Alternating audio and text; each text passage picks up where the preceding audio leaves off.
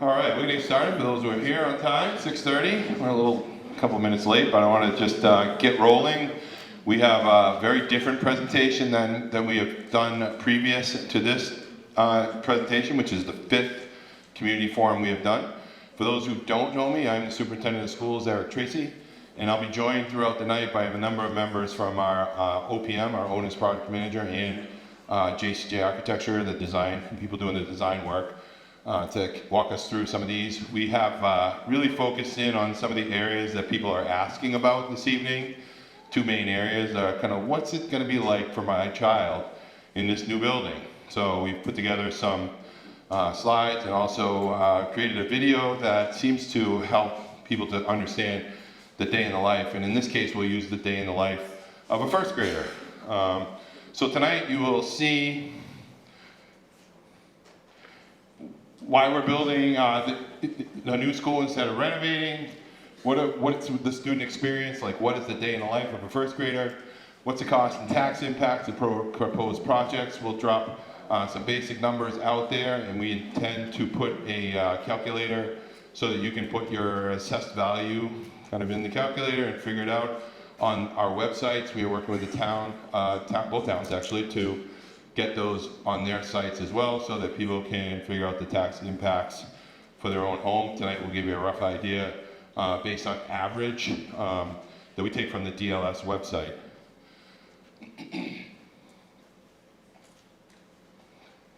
I'm going to pass it off to Nick Massey from our OPM to talk a little bit about our timeline.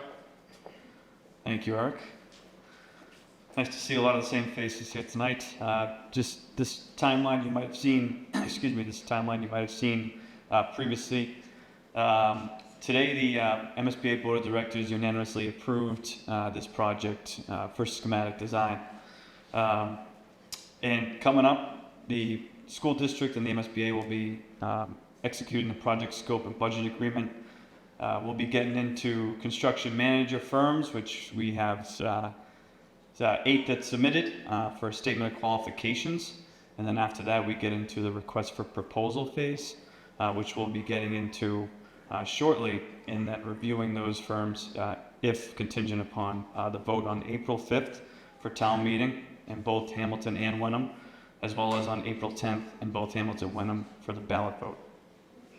Please.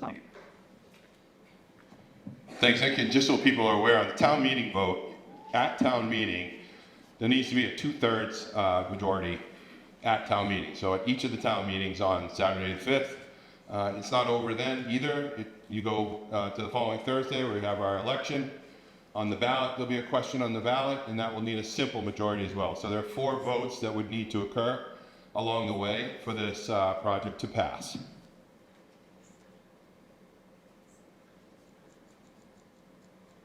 So when you're looking at renovating or adding, we looked at costs for code upgrade, base repair at the Cutler Winthrop schools, and really compared 24 sites across the community, and most of you have heard this before. We looked at sites in both Hamilton and Wenham at the request of our JCJ design team. They gathered information from each of the towns on open space and open lots that could have been available. Many of those sites were weeded out, if you will, because of things like the topography or wetlands. As you know, there are a lot of wetlands in this area, so a number of the sites were moved out of the consideration for a site for a new school. The district would receive no MSBA reimbursement if we just did code upgrade. So code upgrade were priced early on at approximately upper 40s, 45, 49 million for just code upgrades. And part of that would be a base repair as well. It wouldn't really change the size of a classroom or anything like that. It would look at all of the things like ADA compliance and upgrading for code like seismic activity and heat and things like that. So those types of things would happen to be no reimbursement from the MSBA. We're really looking to give our elementary students the same opportunity as they traverse through our school district. In all 3 schools, we have very different programs set up for kids. So people have said, oh, well, these are all neighborhood schools. Not really, because depending on where your child may need a program, like for this program for English language learners, you are going to the Bucher School, no matter where you live in the community. If your child needs a specialized program in special education, you're going to probably end up at the Winthrop School, where some of our more severe programs for students with disabilities are located, and that's just because of the size of the programs. Small school districts, small programs, they end up getting located in one place, and kids end up getting moved around, families end up getting moved around. We want to be able to have all of those things in one place for kids so that they have that experience right there in one central place. They're with their peers, they get to meet their peers. Some of our elementary kids don't really cross paths unless they play sports, are involved in theater, or they make it to the middle school and attend 6th grade together. It's kind of an interesting thing is when you look at two small communities like this that many of our kids get isolated. And then we really want to look at the way our specials works. We're adding a special, science, technology, STEM, for those who know.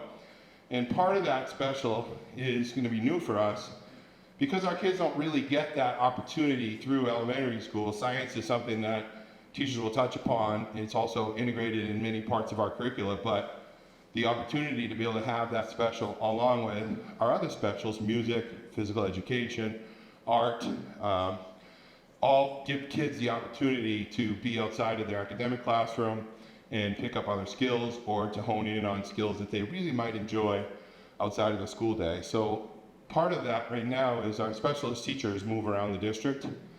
They move from one building to another. They may go to 2 buildings, in some cases 3. In some cases they may do most of their day at one and have to run over to another building for a couple of classes. It's just the way our classes are set up and how they work. This will bring everything into one place and bring everything into one location for our kids. And then minimal impact to school operations. Occupied construction is something that occurs when you decide to renovate on a place where you can't put another school. So for example, if you decided to do just a code upgrade base repair, the students would stay in the building and parts of the building would be shifted into, in some cases, they may be shifted into modular units that are brought on site. Fairly expensive nowadays to bring in modular units. In those cases, kids would be moved in, there'd be work done in that particular section of the building.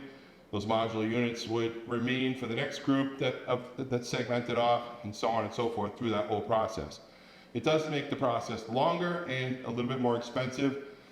We've gone through some pricing with our architects, designers, and OPM, and doing that in any fashion, even in addition renovation, you still have to move students and teachers outside of the building so that work can take place. It's also dirty when kids are in the building with some of that construction going on. No matter how hard we try, it's difficult. I've been in a project, there was a 6-phase renovation, and it was tough to not run into construction, if you would, across the project. In this case, we've decided that if you're looking at the age of our schools, approximately 61 years old, when you look at the age of the schools in the district. If you take the middle school, which is the newest school out of the picture, you're looking at 69.8 years old for all of our schools. They're tired, and we've worked hard to try to maintain them. If you walk around this building, our maintenance and custodial staff do a great job keeping things up to snuff, but things wear out. We're replacing all 3 boilers in this building coming up. They just have gone to end of life and cannot continue to run. So we're running this building and the middle school building on a temporary boiler that's out back in an 18-wheeler. Those types of things are happening just because of age. One of the things that we know is all of our endpoint things like ventilator units that heat and cool or heat and ventilate. We don't have air conditioning. Heat and ventilate our classrooms and our schools are genuinely at end of life when you start to say, how many years does classroom ventilator last? Well, when you get to 40 and 50, we can't even find parts for some of these things. So it's kind of a game that we play now. Our maintenance people really work hard to try to get parts, move parts, bring parts, take them from others, just to keep things running. So those are the real reasons why we chose to consolidate and make this one school. For those who haven't seen this, the site plan is designed specifically to bring traffic off the street. The big blue line that goes around the building would allow a number of cars to come off of Asbury Street and queue up and drop kids actually in the back side of the building. moving kids in and around the building. Once the drop-offs occur, there are 2 gates that close, closing off access to those roads around the building so the kids can come outside and enjoy the outside areas throughout the school day without interference. In the front, our buses would drop right in the front of the building on those yellow lines at the bottom part of the building. And buses would come in, drop, and be able to move in and move out along back on their routes. We believe that consolidating the school will also consolidate the number of buses that we use. We currently use 12 buses to transport our elementary kids. We also use 3 of them to transport kids from school to school to school, what we call the transfer system, because some kids, although they may jump on a bus in their location, their neighborhood, they may have to get to a different school that's not close to their neighborhood. So we transfer a number of our elementary kids around from school to school in the morning and in the afternoons.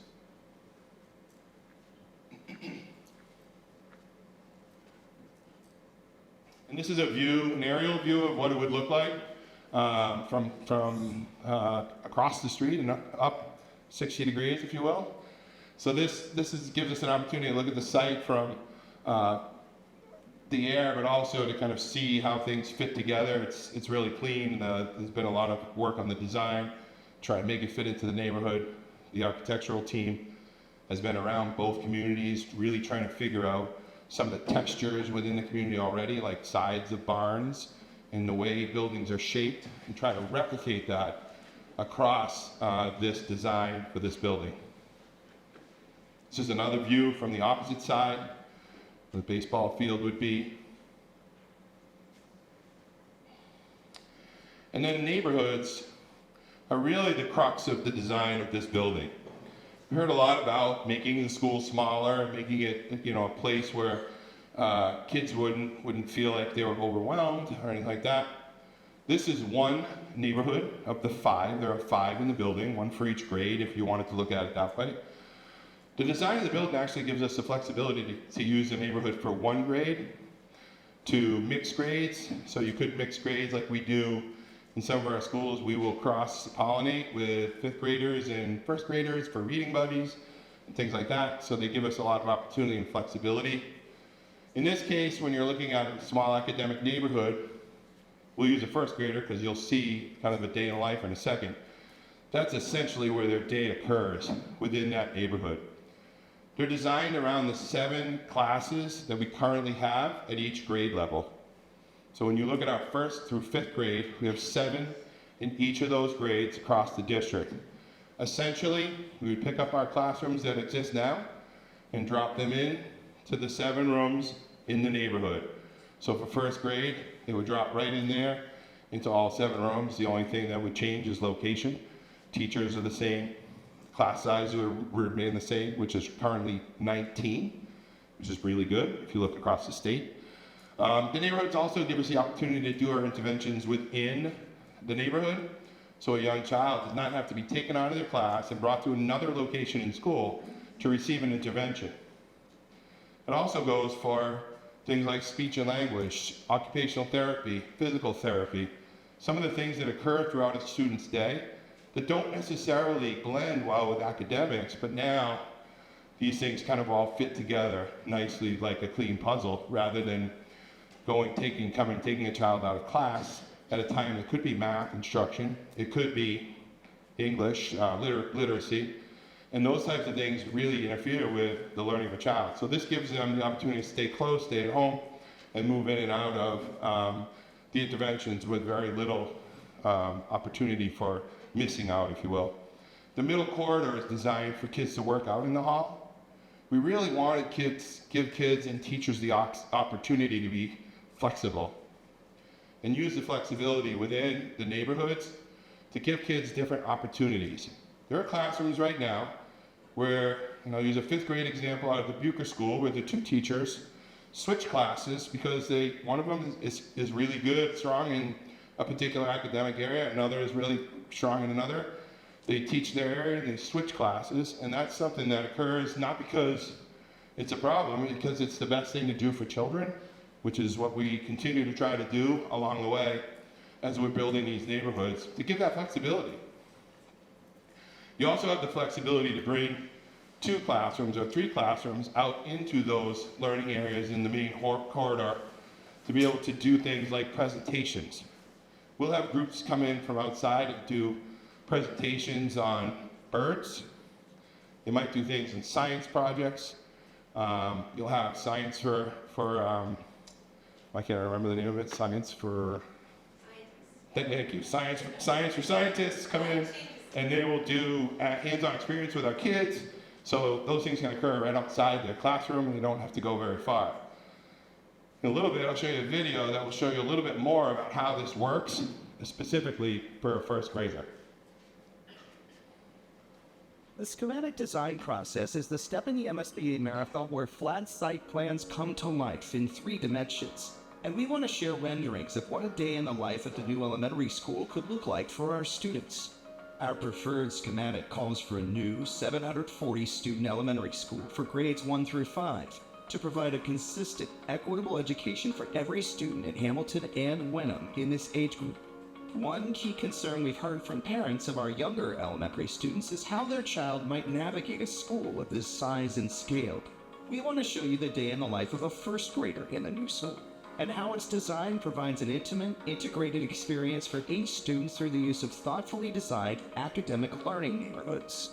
This layout shows just the corner of the school where a first grader would spend their day, from where they arrive in the morning either through the bus entry or parent drop-off line, to the cafeteria where they can get breakfast and the connected gymnasium where they can play before school. But the home base for every first grader is their own academic learning neighborhood. First grade has its own age-appropriate space, including a neighborhood library where they can grab a book or socialize before entering their classroom. The main classrooms are paired to provide expanded learning opportunities and use each teacher's strengths to serve in the best ways. Integrated special education spaces are housed within for students to receive supports in their neighborhood. Breakout spaces for group learning or individual interventions are located between classrooms in their neighborhood. When it's time for lunch, their neighborhood is directly across from the cafeteria where the grade can eat together, and also includes a quiet space for students sensitive to noise and disruption. And when it's time for recess, there's an age-appropriate playground connected to their neighborhood. Dedicated spaces for specials like music, STEM, and art are just around the corner or a quick walk directly upstairs from the neighborhood, with teachers escorting their students to and from specials and lunch just as they do now. The academic learning neighborhood provides a school within a school for students of every grade level, where a 740-student school feels a fifth of the size, and where learning and growth are more intimate, integrated, and supported. In Hamilton Wenham schools, we're committed to providing all students an education that allows them to engage the future with creativity and confidence. And one of our strategic initiatives as a district is to foster communication and community partnerships. We want you to be a partner in this process. You can view all documents, site plans, recordings of community forums, meeting notices, and submit questions and feedback on the Hamilton Wenham Elementary School project site by navigating to the link on your story. The schematic design. So that gives us an idea of what the day in the life of a first grader would be. They're pretty contained. You don't have to go too far. Things wouldn't really change if you come to any of our schools now, any of the 3. Students are escorted to their specials. They are escorted to lunch. They are picked up at lunch by their teachers. Those things would not go away. In the design of the building, the neighborhoods are perfect for location based on age and based on growth through the building. So the first grade right there, right when you walk in, boom, first grade's there. Second grade would be above them. On the far right side, you would see 3rd, 4th, and 5th grade students. And that gives you a lot more flexibility as well, because you can do a lot more things with the 3rd, 4th, and 5th graders within those 3 neighborhoods. You can actually shuffle kids so that you had neighborhoods that are 4th and 5th grade, or 3rd and 4th grade, or just individual neighborhoods. So the building itself gives us a lot of flexibility as we grow through the years with kids. The next part is we're going to shift into budget and financing. I know people are interested in their taxes and how much this costs and why, what, where, when, and why. So bear with me, I have another 2-minute video here that will get this started, and we'll jump into some numbers for you. Here's the project scope and budget for a new elementary school under the MSBA process. The total project budget is $142.3 million. This includes careful contingency planning for rising costs and the demolition of the existing building, as well as installation of new parking and play areas. If approved at both town meetings on April 5th and at the ballot box on April 10th, the MSBA would contribute about $49.8 million to this budget, or about 34% of the total project cost, leaving about $92.5 million for Hamilton and Wenham to finance on its local tax rolls at proportions written into our district's regional agreement, which apportions taxes based on the percent of students enrolled from each town. Here's how we propose to pay for our portion, which will require voters' approval in special town elections on April 10th. A debt exclusion, which means the tax increase is temporary and expires once the bond is paid off. A 20-year bond using a conservative interest rate of 4.5% that amounts to $2,173 of additional property taxes in the first year of repayment on an $866,000 home, which is the average single-family assessed home in Hamilton, and about $2,197 on a $1.09 million home, the average single-family assessed home in Wenham. In Hamilton, that amounts to about $181 added to a monthly mortgage payment, and $183 in Wenham. This amount declines each year until the bond is repaid. In Hamilton Wenham schools, we're committed to providing all students an education that allows them to engage the future with creativity and confidence. And one of our strategic initiatives is You see that? here's the project scope. But one of the things we started to hone in on is really what that looks like in a bond. Most school projects are kind of the comfort zone, if you will, is a 20-year bond. And I'll give you a little story about that. In our own middle school, the bond expired, and within 4 or 5 years, we needed to put in new windows. We replaced all the windows in the front of the middle school this past year, 85% of them. We'll do the back along the way. We're just continuing to kind of 25 years later, 26 years later, already repair and replace. So when you get into a longer bond, you have a couple of issues. You have more interest. So the difference between a 20-year bond for the towns and a 25-year bond is $8 million more in interest across that period of time, that extended period of time. So that was one of the decisions that kind of made sense to go with a 20-year bond if this passes. And then the maintenance piece. After 20 years, you really start to get into some heavier maintenance where you're replacing things like window seals and heat units and some of the things that just generally break down in 20 or 25 years. Things don't last like they used to, unfortunately. So I'm going to go a little more deep into the tax impacts. It really just kind of gives you a look at across a 1, 5, 10, 15, and a 20-year period in each of the communities. As I said, we are going to give you more depth on our websites. We've worked, if you want to actually see this in action, I would suggest, if you live in Hamilton, to check out the Hamilton FinCom meetings. There have been some really deep discussions in those meetings about how, when, why, where. And then if you want a lesson in regression theory, they did an unbelievable job at Wenham, really doing some comparatives across a number of communities. And both FinComs came to the point of saying, that this is a project they could support. And because of the way they dug into this, there were probably 5 and 6 or more meetings at FinCom levels just discussing this project and the realities that people brought up. Like, why don't we just renovate? Why don't we keep our neighborhood schools? And part of that work that you can see, many of those are on video.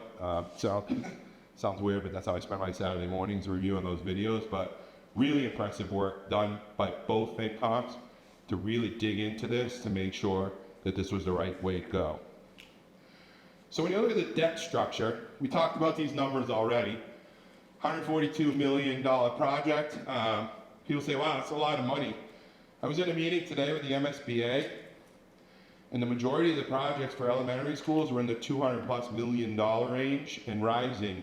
These are schools that will be built in 30 and 31, that they're just getting into the feasibility study now. So that's a concern. The future value of money, the time value of money is consistently increasing. Even if you put a very moderate increase of 3%, it gets really expensive really quickly. MSBA, The max they would contribute is $49.7 million.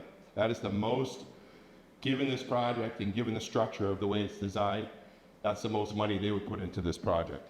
That would leave a balance of the $92 million. And if you look at it breakdown, we break down any assessments to the towns based on the students that attend the district from each town. So 65.92% of our students are from Hamilton, and 34.8% of our students come from Wenham. That's how we figure out the annual assessment, like how much each town pays. We use a 3-year average of those student numbers, and that 3-year average gives us new percentages each year. It also causes shifts in those numbers over years. So sometimes Wenham has 10 more kids, and sometimes Hamilton has 8 more kids. So those numbers shift just depending on how many kids are coming in and out of our school district. So the $60 million and the $31 million represent the split of that $92 million balance for each of the communities. I'll start with Hamilton. When you look at the principal and the interest of a 4.5% bond, over the 20 years, works out to about $89 million. And if you're looking at the average single-family assessed value, and I will note this number is different than what's in the video. I think the video is at $866.85. It's actually $816.85 is the average single-family assessed value for this year, FY25. Year one, it'd be an increase of $2.51 cents per thousand, approximately $2,048. It would break down each year. We get less and less. It would be a decreasing bond over time. And end on year 20, the last payment would be $1126.20. That's for an average assessed single-family home in Hamilton. Wenham, there are clearly fewer homes. They carry fewer pieces of the debt. We look at it from the perspective of, 1/3, 2/3, basically. So principal $31 million, interest about $15 million, for a total over the 20 years of $46 million. Year one, $2.18 increase on a $1 million house. That's the average home in the town of Wenham today. And then as you can see, it drops down each year till year 20 when it's a $1.20 increase on tax for $1,209.81. So it gives you an idea how the bond works. The bond continuously drops down over time, and we're using 4.5%.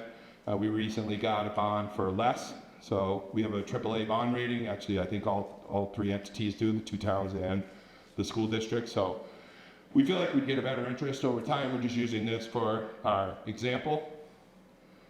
And I think I'm gonna back up just a second.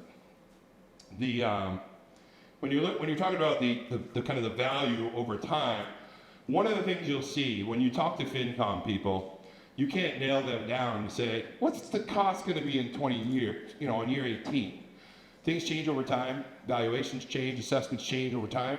So we don't want to come out and say, this is exactly what's going to happen, but this is an example of what this would look like over time. Some communities choose to use a flat bond, which is the same amount each year for the 20 years. It seems to make sense over time, and in the kind of the sense of paying interest, that you save both by doing it this way with a decreasing bond over the 20 years, the span of the project.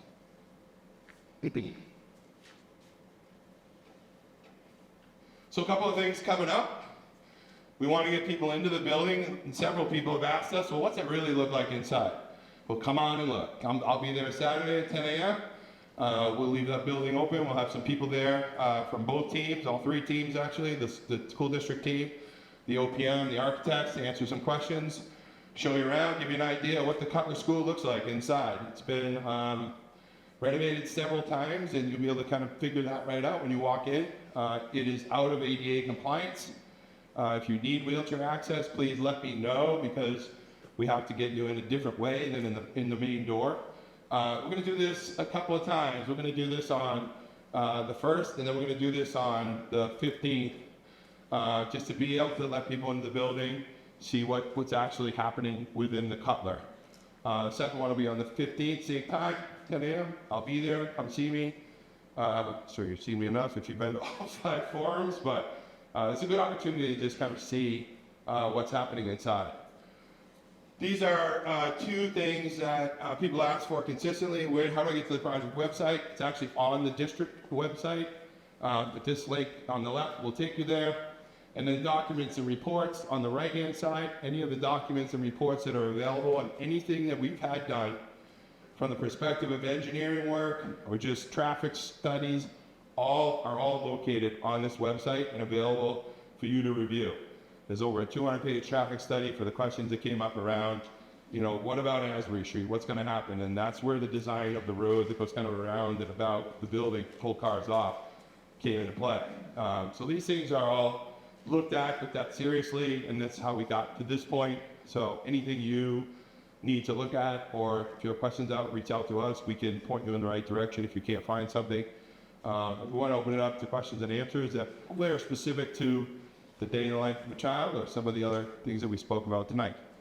If you have a question, you can raise your hand and we can pass a mic around. I can do this. If that's nasty noise, you have a chip. That's all.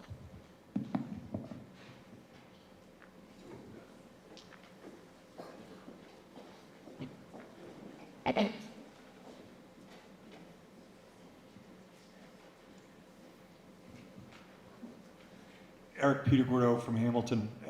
What growth can be accommodated by the design in terms of number of students? Good question. So currently we have 681 students in the 1st through 5th grade in our school district. Those 681 kids would drop right into this building without a problem. And that assumes a class size of 22. So we have room there. The state also creates two scenarios. They do birth rate studies over time to come up with what they believe would be the growth number of currently 740, if people have heard that number.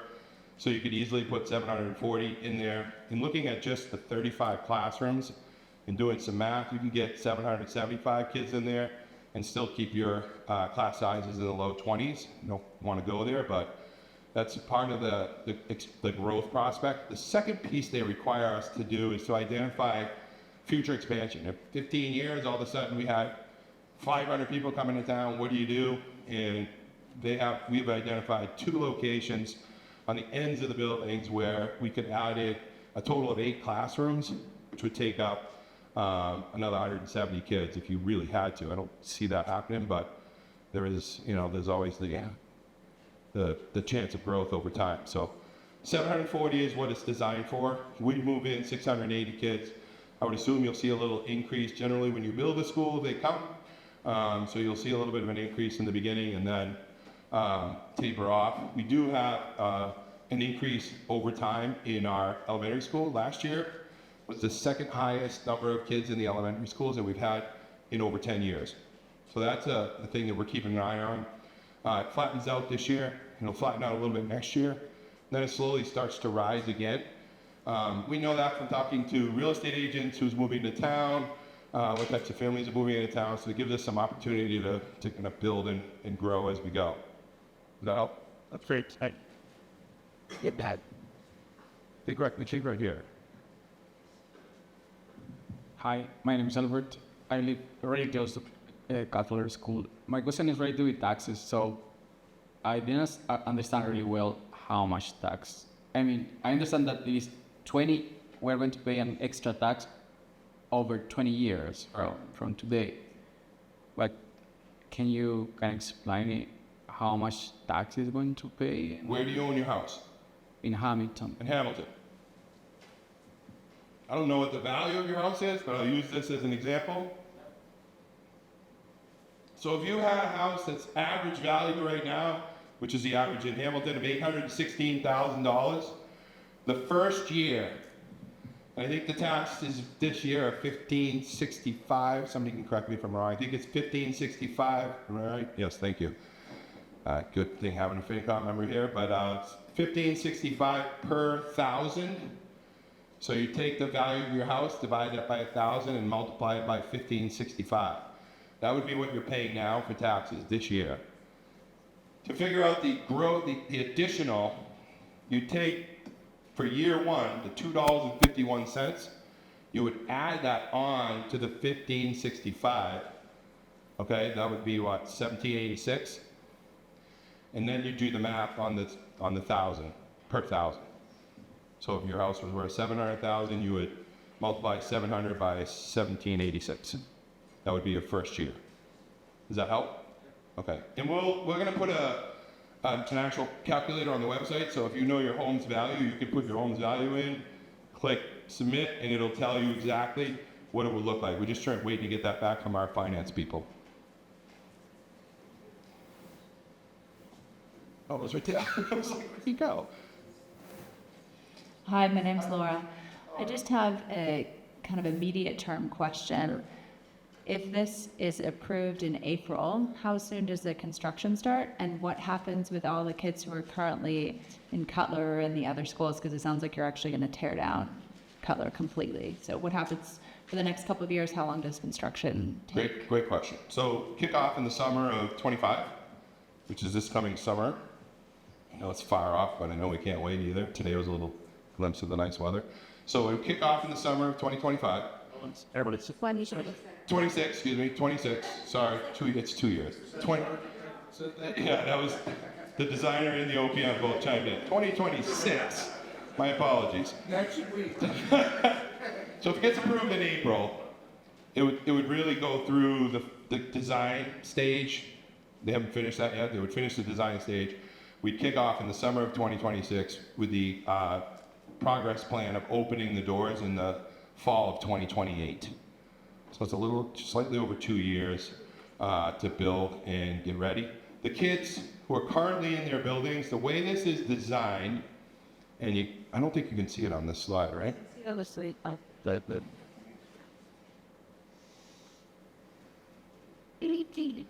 So it's tough to see, but I'm going to go up on stage. The current Cutler School is actually here. The outline is here. It goes all the way up to the top and around in red, and it goes right to the edge of that road. It is designed to keep the school in place and functioning during the entire construction project.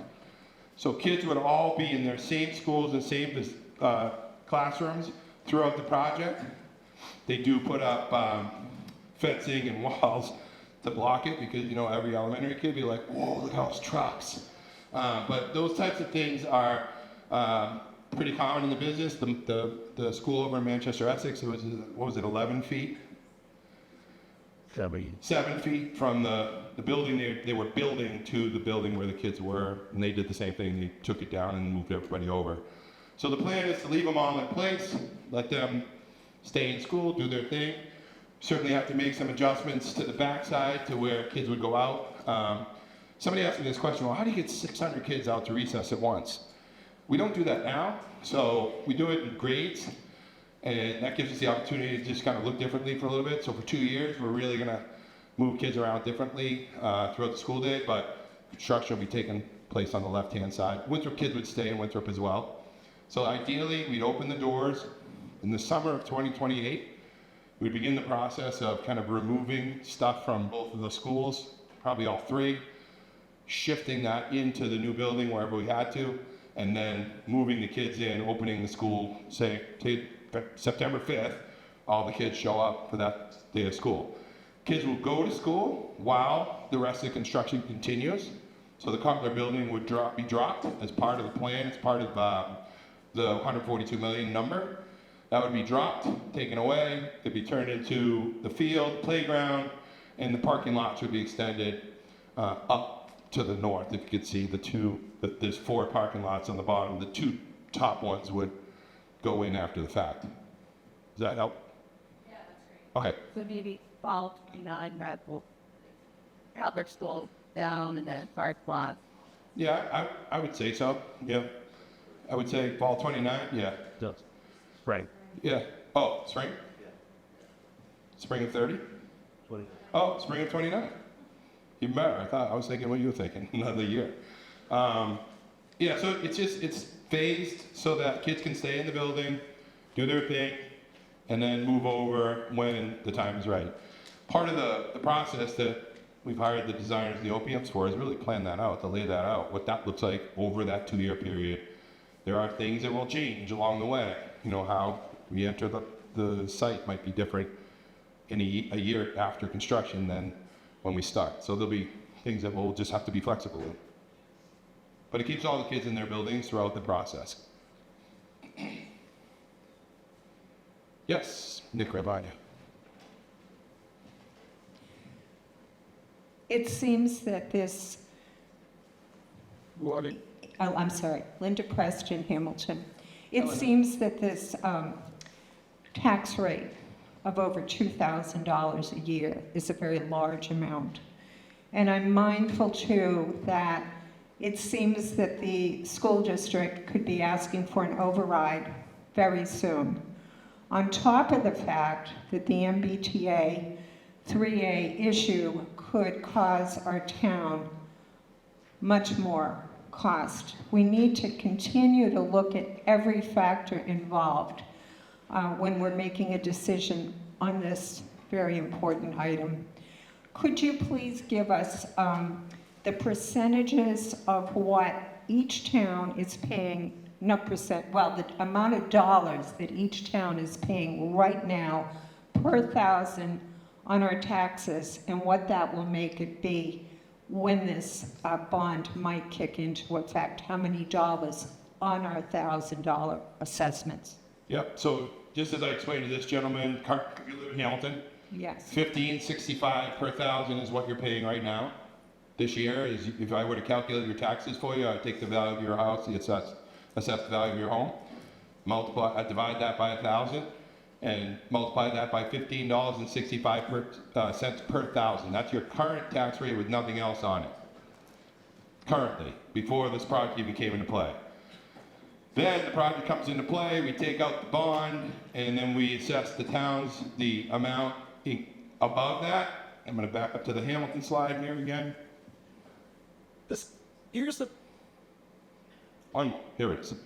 So the first year, if you have a house that's average, the average house price in Hamilton is $816,000 right now, today. So in addition to the taxes they're paying now, you'd add $2.51 on top of that. Yep. Okay, so you'd take your $15.65, add your $2.51 on top of that, and that would be effectively your tax rate for that period of time. Okay. And that's only for the school. 1816, thank you. 1816. Yeah, so that would be $18.16. Yes. Where is it when? It's pretty close to this. Hold on. So they pay, I believe, $15.35 this year, and then you add the $2.18 on top of that. So you're looking at $17.45.53, $17.53, $18.53. I got to math today, huh? But what that doesn't include is Prop 2.5 override, Correct. which would be a bake-in, because we know that's going to happen because of what happened with the budgeting for this year, the decision to not have an override when we're having the debt exclusion on the same ballot. So the school committee voted to move the excess and surplus so taking, one-time dollars and putting it to operating expenses, just so everyone knows, which one would never do in the real world, because you don't have, day-to-day operating expenses with one-time funds. So I think the $15 or whatever it is for Hamilton is actually going to be higher as a base, and then this amount is on top of that. So I think that the FinComs really owe it to the citizens to make sure that these highly anticipated, because I know our towns did the same things where they took surplus dollars and applied it to operating, or we're just doing funny things. It's a bit of a shell game, honestly, right? Because we're just trying to defer it so that to give this a better chance of getting through, because it was stated by the assistant superintendent, the treasury, Vinny, that it won't pass. This wouldn't pass if there was an override for the operating expenses of the schools. So that was a strategic decision that was made to give this the best shot. But everyone needs to know that there's a massive override that we should all anticipate and expect and really bake in to the understanding of what this costs, because we value and love our teachers and we want to pay them. We're glad there was no strike, but we have to bake that into these costs and not be Pollyannish about it, right? So, and the towns have also deferred by moving money into that as well. And so when we have the boiler issues and we have all this other stuff out, if that excess and deficiency hadn't been spent for operating, it could have been used for these one-time expenses. So I just think that's an important clarification off of Linda's comment. I think excess deficiency is important to note. It's basically money that's left over at the end of a year in a town, city, municipality. Just so people know, the town of Hamilton, the town of Wenham, and the school district are their own municipalities. So they function, the school district functions as its own municipality, and again is allowed to use excess and deficiency to offset. What we've done in the past is offset capital costs, which is how we paid for the windows in the middle school. This year, the school committee decided to use that excess and deficiency money to offset the budget, given that we negotiated a contract with our teachers union, and I think we did the exact right thing we should have done. We paid them what their value is, and we gave them exactly where they should be in alignment with their peers in this district while avoiding a strike. And I think that piece it's hard for people to understand that we negotiated a contract for a year, FY25 right now, that had already been budgeted and approved by the towns. So we had to eat that money through the district to try to kind of move things around to the tune of $1 million if you watched Mr. Leone's presentations. So part of that offset was, how do we offset the $1 million this year? And then how do we offset the increase for next year, which isn't quite as high, but there's 5 unions that we negotiated with successfully along the way. So those things are designed to be used for those things, offset capital expenses, and also to give the money back to the towns, which is really the right thing to do. And we've been given since $767,000 in excess money back to the town since 2021, I believe it was. It was a year before I took over the superintendency. So it does get used in different ways. It gets used for capital expenses. The advantage we all have as entities is we also have stabilization funds, and those stabilization funds, in the case of the district, can be used to offset some of those expenses, the capital expenses. So when you're looking at capital expenses for windows, if you have enough money in your stabilization fund, you can use that to offset capital expenses only. So that's the kind of the extra piece that people aren't aware of. But the reality is that that Vinny, I don't know what his last name. Leone. He said that we do this. We wouldn't really recommend it, but we're doing it because of this debt exclusion. And that I support the teacher contract. I think it was excellent. We didn't have a strike, so I'm not saying anything about that contract. It's just the principle is that this is a baked in raise. So that money that was put in there to cover the budget is baked in to what is now due next year. And so I think the anticipation is just the reality is that there's going to be a bump up already in the base rate upon which this is built as well. So I just think that's an important clarification. Everyone knows there's going to be a debt override next year, and I just think that a Prop 2.5 override. So I just wanted to clarify that with Linda's question. Yeah, I do have a question about the school. I've been trying to process as I'm looking at the plan and looking at the cafeteria and how big it is and knowing how many students are in that school and comparing it to the high school where 2 of my kids graduated from and thinking about, that timing and the schedule. Can you please tell me in the day of the life of these students what the hours are, what the flow is, say for cafeteria time for everyone in the school, when those hours would be hypothetically, how many kids are going through the cafeteria line at once so that we can all imagine our little first graders, second graders, how many people they're with and what time they could possibly be eating. Thank you. Yeah, it's between 120 and 140 kids in each of the classes, 1 through 5. Each class would go to lunch on their own, starting at around 11:15. In some of our schools now, lunch starts before 11. Because their cafeterias are small, so they can't fit everybody in there at one time. Sometimes they do it just because of organizational purposes. So currently, in the schedule models that we're making, we're looking at a number of schedule models. We would schedule 5 different lunches individually. So first graders would leave their little unit. They would go across the hall and eat lunch together, and they would be able to get in through a double line. It's designed to do 2 lines at once within the same amount of time, actually maybe less than they do now in our school buildings, because we have between 70, 80, 90 kids at once in our current cafeterias, depending on which building you're in. There are more kids in the Winthrop School, so more kids eat lunch at the same time. But this cafeteria is required to be designed by the state to do 2 lunches. We find that a little bit insane, to be able to put that many elementary school kids, 300 elementary school kids in a cafeteria would be unwieldy. Kids would be waiting in line, things like that. So our design is looking at 5 different lunches that start at 11:15 and end up just around 1 o'clock, which is similar to what we do now. When you start to look at lunch across each of our schools, they're all slightly different depending on their schedule. The Bucher schedule is very different from the Cutler and the Winthrop schedule.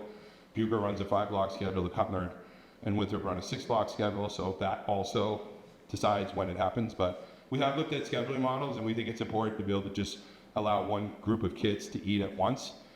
We can do that with staffing, we can do that with seating, and with the double, what do they call it? The lunch, I forget what they call it, but this double service line. So you'd have, instead of 1 that we have now, you'd have 2. That help?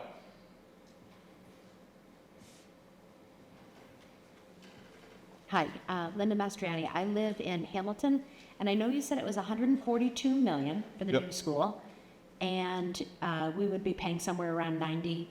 Hamilton would be 60. Am I Approximately, yeah. about right? Yeah.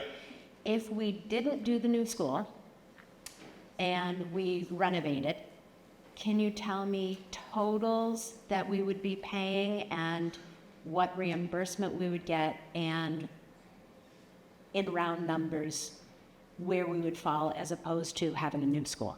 Yeah, so if you want to get back to the beginning where we talked about doing ADA compliance and kind of getting the basics together, we have a number on the Cutler. It's right around $48 million. I don't know if that's going to be 3 years from now. At the rate things are moving, I'm nervous about that. 0 reimbursement from the state. And if you had to do the same thing to the Winthrop, it'd be roughly the same. The number, it seems to come in about $774 per square foot for code upgrade and ADA compliance, things like that. So you're running right around the same number, about 49 million for the Winthrop. Essentially, you would take out a bond for, say, the 48 million for the Cutler School over a 20-year period. I don't know the numbers off the top of my head, but you'd break that over a 20-year period. Some point along the way, say 5 years later, you said, we're going to now do the same to the Winthrop School. That price would be higher. So say 51, 52 million. On top of the money that you're paying for the original bond from the Cutler School, again, with 0 money from the state. So it becomes a much more expensive proposition. It runs almost the same number, but then gradually gets, depending on how far out you go, to do the second renovation. So, and then if you said we're going to do that for the 3rd school, the Bucher School, 10 years down the road, you're stacking in this kind of bond situation, a 20-year bond, and then another 20-year bond 5 years later, and then another 20-year bond 5 years later, running in the $48 to $60 million range, I would guess. Over time, I'm just guessing the time value of money over that 15-year period. It gets pricey really quickly. If you saw the Boston Globe today, I just heard there was an article about the costs that are coming in for schools now. I just saw a number today. I was in a meeting with the MSBA, $600 million for the Lexington High School project. Elementary schools that are running over $200 million for similar projects to ours, a little bit bigger, a little bit smaller in some cases, but it's hard to project out the cost of construction 15 years from now. It's hard to even look at the time value of money. If you watch any of our FinCom meetings, that's the sticking point for every single one of the people in the room. All really smart people, all know their numbers, really do a good job at kind of building the numbers, but it gets a little dicey when you get out 10 and 15 years of what the reality of those costs would be, especially without reimbursement. So that's big. So it could be 50% more for 3 old buildings than it would be to build the new building. Possibly. It depends on the rate you get for a bond, but yeah, it could be pricey. Thank you. Other questions?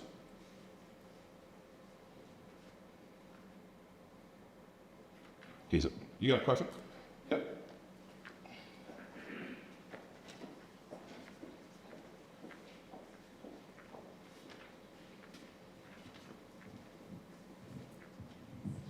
Well, I don't know because I kind of new in the neighborhood. But so we're going to, the idea is to build, the cattle new, but there is another 2 schools that could be renovated. For that reason, it's better to build that one from scratch. So the question is, in the end, are we going to need to renovate the other 2 schools anyways because those are like a city property, or what are going to happen with another school, or sales that one? Yeah, good question. Thank you. 3 properties for our elementary schools. One in Bucher, which is in Wenham. That's a requirement of the regional agreement. We have a regional agreement between the school district and the 2 towns that requires at least 1 district school to be in each community. So in this case, there is one. It's in Wenham. That's the Bucher school. The second one is the Winthrop school. That is in Hamilton, which everyone kind of passes by, I'm sure, every day. And then the Cutler school is also in Hamilton. So of those 3 schools, the Winthrop and the Cutler would be totally combined in grades 1 through 5. All the kids in 1 through 5 in Bucher would move to the new building as well. And any child who's in preschool, grades ages 3, 4, and 5, just about 5, preschool and kindergarten would be moved to the Bucher school.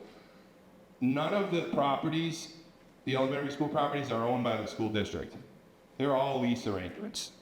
The towns own the properties and the buildings. We lease them from the towns, each of the towns, so we don't own them. Essentially, if we did this, the property where the Winthrop school sits would move back to the town of Hamilton, and they would have to determine what to do with that property. Do they demolish it? Do they leave it? Do they convert it?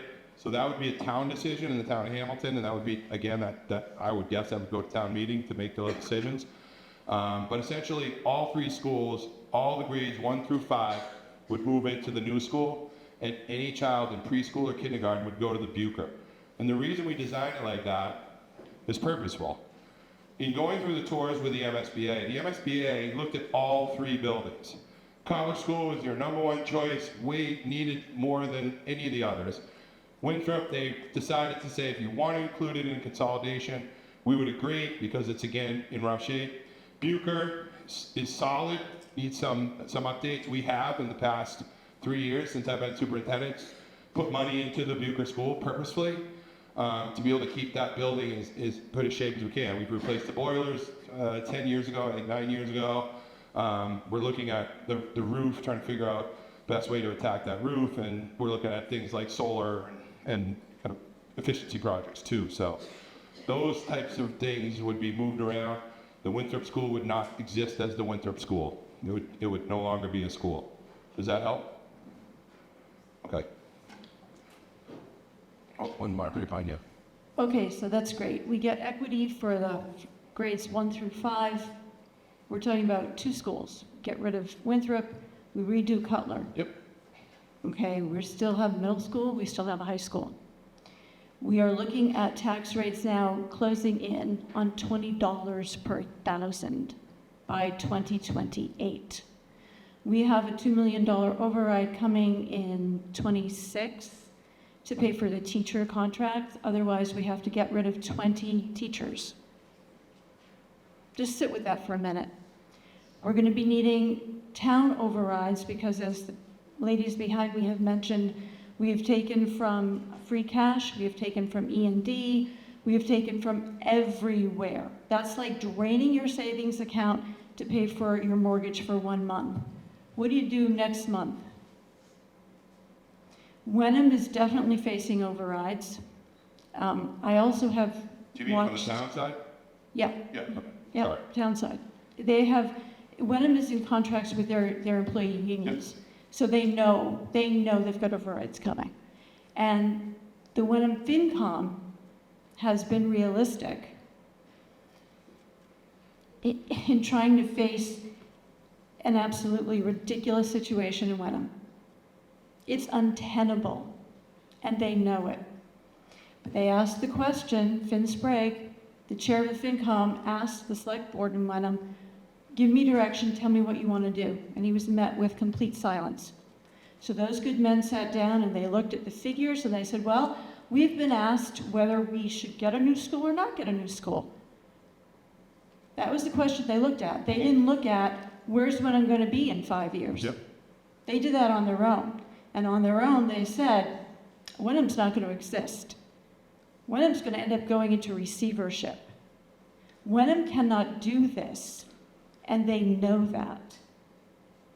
Dano, and I'm not even going to try, I don't want to butcher his last name. He's a wonderful guy. Jukanovic. Thank you. He said, there's no way this can happen, and I can't vote for it. Because he knows that Wenham has been pushed past its limit. People cannot absorb these kinds of taxes.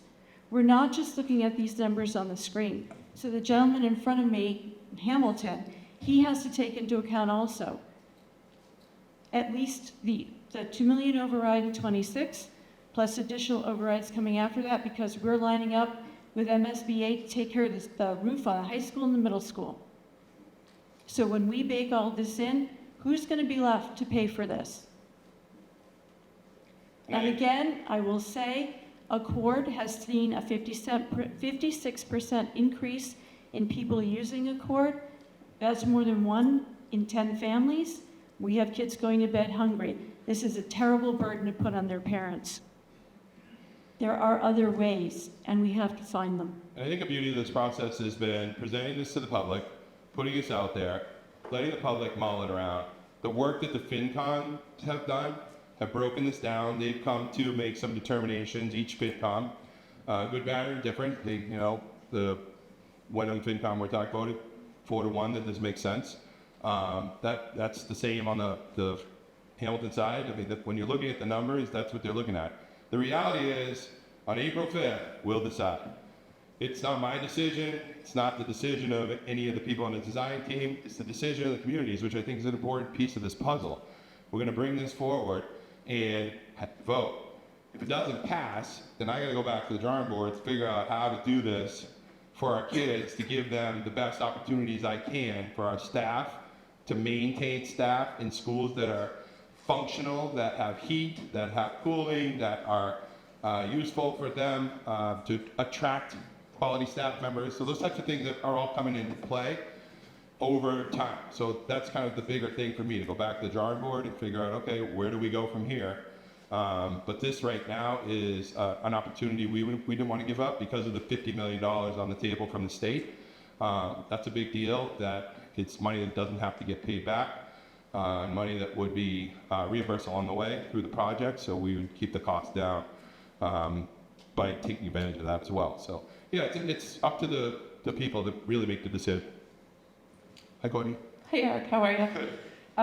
Quick question, point of clarification. Yeah. Are the athletic fields included in the 15 point blah, blah, whatever that rate was? Correct? The current, yes. Yeah, Yeah. that's already Yep. included in Yep. that number. Okay. Yep. And then on the ed plan, because that seems to be a big driver for this. Yep. So, because I do think there are ways you can enter into a contract with MSBA that is a renovation and you do get reimbursement for it. Yep. But does the ed plan that you guys put together, does it address any does it allow more kids to stay in district? Does it keep that cost down? Or does it just better serve the needs of the current student population better than we're able to in the buildings? It's a great question. Currently, there are 41 students who are out of district in this district, currently this year. Projected to be between 45 and 46 next year, mostly because we don't have programs or program space for those things. So yes, it gives us an opportunity to have larger places, if you will, for our specialized program, like our CASTLE program or our TLC program, our therapeutic learning program, where kids would, currently I can get maybe 3-4 kids in a TLC program in the Bucher with one teacher, and usually you need a backup person with you in those types of programs. This gives us more space. I mean, classroom sizes would be 30 by 32, and the average distance is still 7 classrooms. So even the subspaces are twice as big as some of the areas we're using. Don't forget, we're using closets, stages, and hallways to do interventions for our kids. We have tables in the hallway dragged out there with dividers up in the hallway that goes to the cafeteria of the Bucher, so kids can have their math interventions or their literacy interventions because there's no place for them to go. This purposeful design helps with that process of finding places to put kids so that you hopefully don't have to send them out of district. One of the places we worked on is our language-based program. We sent most of our language-based students out of district up until about 4 years ago. And we started to focus on the program and find a better space. We moved it to the Cutler. We have a full classroom there that program uses, and we've kept more of those kids in district than we ever have. So those types of things will give us the flexibility to grow those programs appropriately while also having them in the right size spaces too. That help? Meg, clarify. Yeah. My question was about the high school athletic field project. That project is in the taxes Correct. already. Okay. Yep. If you look at the assessment, you look at the documents online. It's about $1 million a year assessment across the two towns, and that's a 60-40 split. So yes, it is in your taxes now. I believe it was last year as well, but it's a 10-year bond that actually, I don't know if I can go into this without confusing people. It doesn't start out as a bond. It starts out as a band, which is a smaller kind of bond until we finish the project. Then we finalize the bond, and it would be within a 10-year span. The bond can't be longer than the life of the project. So when you're looking at fields and things like that, it's about 10 years, 12 years the state gives you. When you're looking at buildings, they're looking at 50 years. I would never, ever do a 50-year bond because you'd be replacing stuff while you're still paying the original cost. It was a question right there, Nick.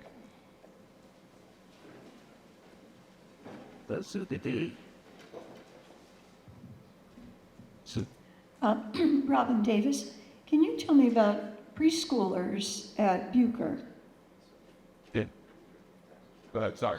Okay, can you tell me about preschoolers at Bucher? Is this something that we're paying for now? So we have a preschool program that is in the Winthrop School right now. The Winthrop program is a split program, so it's partially special ed and non-special ed kids in the same room. It's about it's 15 max in a classroom, 7-8 split between the two. Kids who are non-special ed pay a fee, which is actually, I just learned, much less than the preschools around us. So we do get some income from that. Our idea is to possibly expand that program because the Bucher would give us more space, more appropriate space as well. So does that help? I just wondered if we are paying for pre-roll. Some of it, yes. We have offset by we charge a weekly fee for kids who are not in the special ed side of the preschool program. So there is some offset, but yes, we are paying for teachers and staff to staff our preschool programs. Right now we have 2 classrooms. Last year we had 3 classrooms, so it depends on the number of children coming in we take them in at 3 years old. So 3, 4, roughly 5, and then the kindergarten, they would transfer over. The idea of the Bucher School is to have, I don't know if you've been in the Bucher School, but right now where our kindergarten and first grade is, that's literally the perfect place to put a preschool program. That's kind of everything you need, the cafeteria right there, and the gym right there, and bathroom right there, and the nurse right there. You could literally put a wall up and run your own separate preschool. The idea of keeping those kids in the same place is preschool, they'd be there for 3, 4, maybe 5 years old, and then move into kindergarten, and then transition with their class. Everybody would transition into the new facility. Does that help? Thank you. Yes, we do pay for it. Go ahead, in the back. Hi, Stephanie Andrews. I live in Hamilton. I had a question about the available spaces in the new elementary school. So I know you talked about the spaces for interventions. Yep. Are you planning spaces for dysregulated students or students in crisis where they can be removed from the classroom throughout the school day? Yes. Um, I'll show you. Let's not focused on me. So that's, I'll have my glasses on. The schematic. You're there. So let me take a walk back up to the screen. This is that first grade section. sensory room, which would be a place for kids that are dysregulated to go with an adult. It could also go into any of these areas here, which are program classrooms for special education, or any of the classrooms that are in between. Depending on the level of dysregulation, right now we bring it hopefully to the counselor's office, sometimes to the principal's office. In the Winthrop School, we do have a room called calming room. We just call it sensory rooms. Calming rooms are a common name for that too, but yes, there are spaces throughout the building. Okay. And a second question I had, so I've been speaking with the teachers and with the union, and I know there are a lot of disruptions in the buildings right now due to freezing cold classrooms, boiling hot classrooms in the summer, poor quality of drinking water, leaking roofs, asbestos abatement. When you project out the cost of a possible renovation, are you factoring in those more extreme costs, or are you factoring only the cost of a boiler? So generally when they do that code upgrade, it becomes an issue. That's where it gets expensive, because you're looking at asbestos abatement. It gets really expensive. The Bucher School is a good example. We've, over the last 4 years, done 3 or 4 classrooms a year, depending on what we had for money in the capital pool, if you will, and have been able to abate all the asbestos flooring in the classrooms in the Bucher School. There's still more things that are there, but not like the other schools. Winthrop and Cutler were built in the 50s, so there's plenty of asbestos flooring there, some places ceilings, but yes, that takes into account any of those quote hazardous materials, because you got to remember, when those schools were built, it's possible that paint issues, it's possible asbestos issues, so all of those issues have to get mitigated as they do this renovation along the way.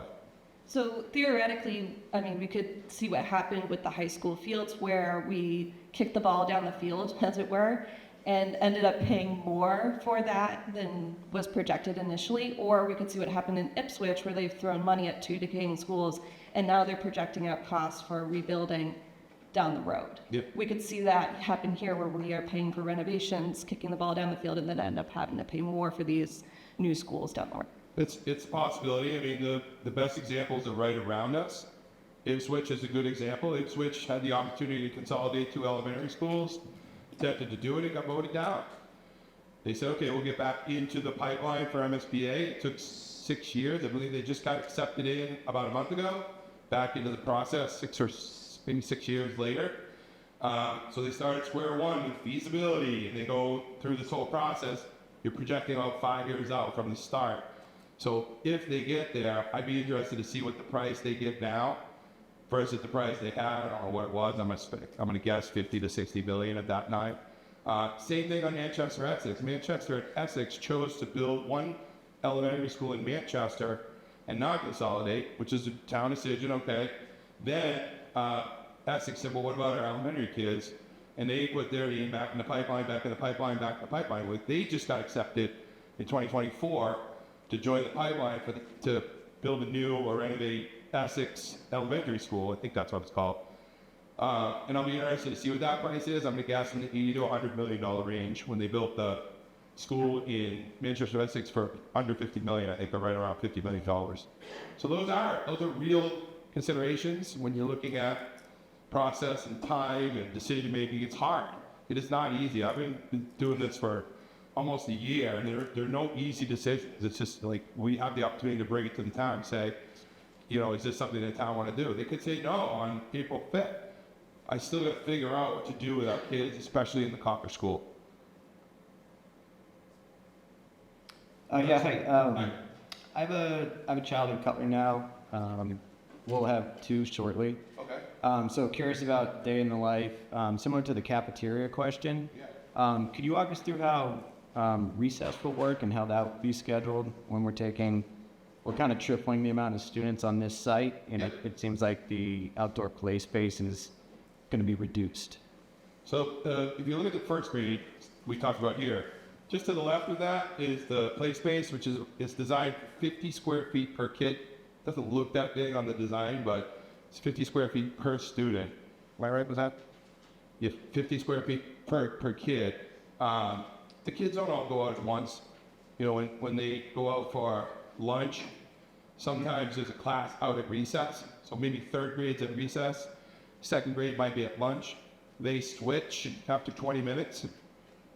Teachers come and, they get moved into the CAF kids get moved outside, so that's one model we have. Others, teachers pick them up, bring them back to class. Another group circles in, like at the Bucher, they circle in from the playground by class. It's really mostly by class. It's the only way you can organize that many elementary school kids, even in our small buildings. It's really the best way to do it because the kids are escorted by their class teacher to everything and from everything. So they go to specials, they go to lunch, they even to recess. Like, okay, we're going out to recess, they're marching them out. So those types of things would still be the same. The play yard in the first grade area is big enough to put all of those kids in there, first and probably second grade, which would be on the floor above. Does that help? Yes, thank you. Yep. Other question? All right, well, I thank everybody for coming tonight. I hope we were helped answer some questions. Be on the lookout for our calculators on our website. We will send out an email when they are active. Check out your FinCom meeting videos. There is a lot of information to digest there. Not even about just the school. I think about the town budgets in general. Great learning experience for me along the way. I've learned a lot about regression theory, so I want to just continue to point you to those people. those are the people doing the work on behalf of the citizens. So we look forward to seeing you at our open houses or continuing through the process. Thank you very much.